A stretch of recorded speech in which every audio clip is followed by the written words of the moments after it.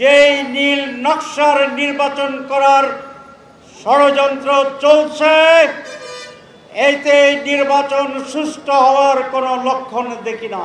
আজকে যারা 15 বছরের বেইমানির জন্য দেশ থেকে বিতাড়িত হয়েছেন, দেশে থাকলেও সূর্যের মুখ দেখার সুযোগ পাচ্ছেন না, আপনাদের পরিণতি তার চেয়েও খারাপ হবে।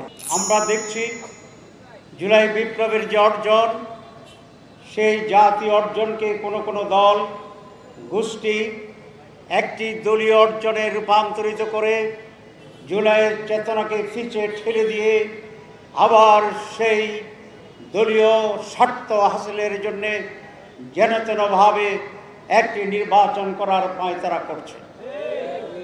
নির্বাচনের সুষ্ঠুর জন্য আপনারা জানেন, সেখানে সরকারকে নিরপেক্ষ হতে হয়, প্রশাসনকে নিরপেক্ষ হতে হয়, সিভিল এবং পুলিশ প্রশাসন নিরপেক্ষভাবে ভূমিকা রাখতে হয়।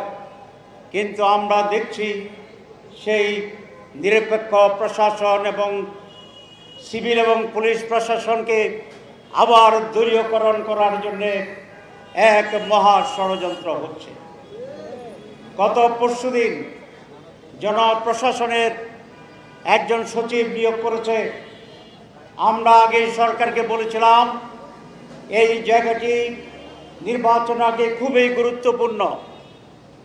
এর মাধ্যমে ডিসিএসপি টিওনোদের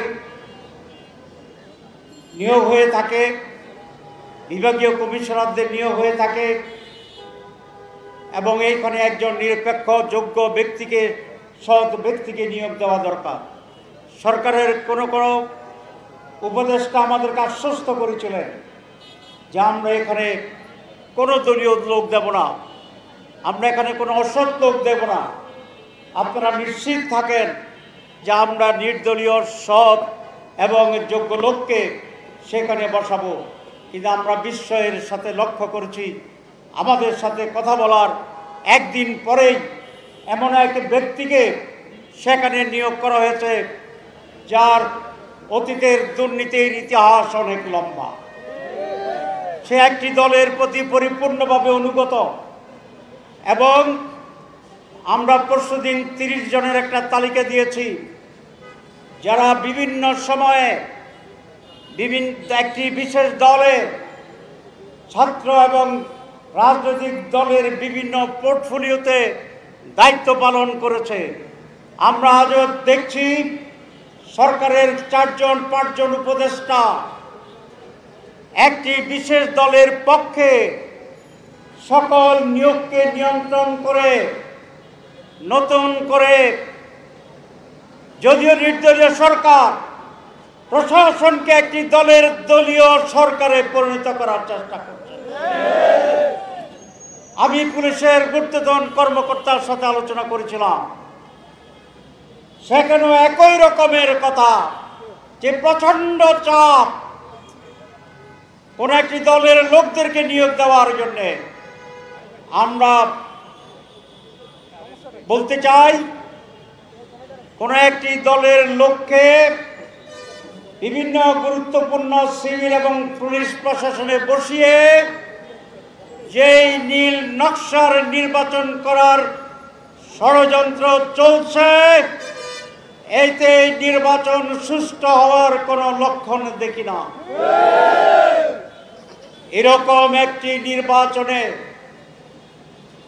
2024-এর মতো নির্বাচনে 2018-র মতো প্ল্যান্ড নির্বাচনে জনগণ অংশগ্রহণ করবে না।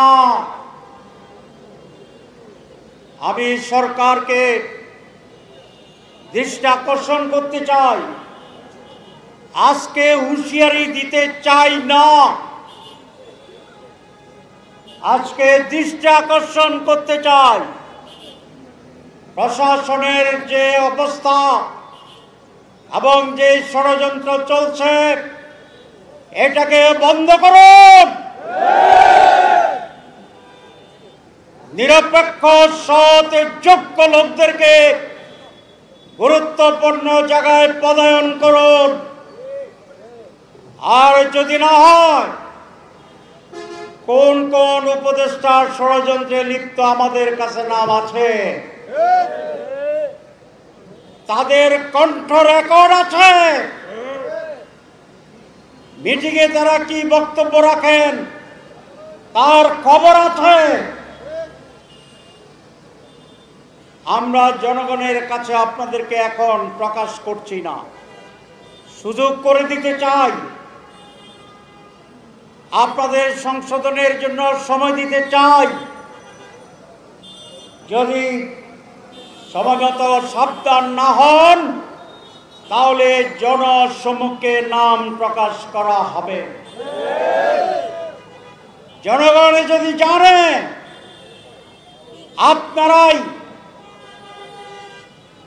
জুলাই আগস্টের বিপ্লবের শহীদদের প্রতি বিশ্বাসঘাতকতা করছেন, আপনারা এই রক্তের বিনিময়ে অর্জিত দ্বিতীয় স্বাধীনতা, গণতন্ত্র, মানুষের অধিকারের যে সুযোগ আছে তার সাথে বেইমানি করছেন। আজকে যারা 15 বছরের বেইমানির জন্য দেশ থেকে বিতাড়িত হয়েছেন, দেশে থাকলেও সূর্যের মুখ দেখার সুযোগ পাচ্ছেন না, আপনাদের পরিণতি তার চেয়েও খারাপ হবে।